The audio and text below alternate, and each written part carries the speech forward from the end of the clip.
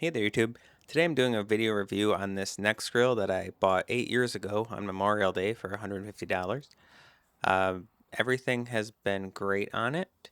The only thing I did have to do is replace these grates about 4 years ago. Not the top grates, but the burner covers there.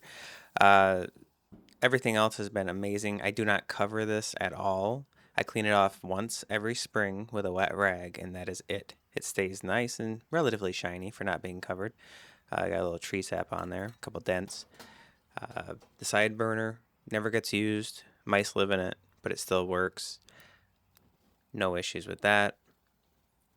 I see on the newer model they actually took this side burner out, so that's kind of sad, but I've never used it. So All right, and here's a grill, my friend's grill, that has been covered its entire life. It's pretty much in the same shape. Actually, it has the same discoloration here on the top. That's kind of interesting. The heat must come up and hit this high point and discolor it. So it has nothing to do with it being uncovered. my friend actually had to replace his thermometer when I didn't, and he actually did also have to replace his burner covers as well. So let's go ahead and look under this. You can see I do not clean it. I do keep the grease tray in there, but I rarely empty it. I just let gravity do it.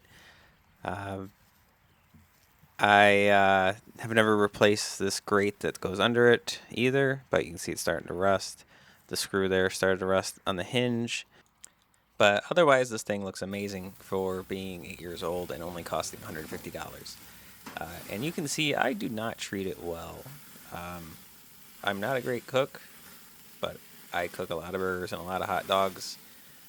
No one's died yet, so can't be doing too bad. Anyway, I hope this video helps someone. Go buy the grill, get grilling. Thanks for watching.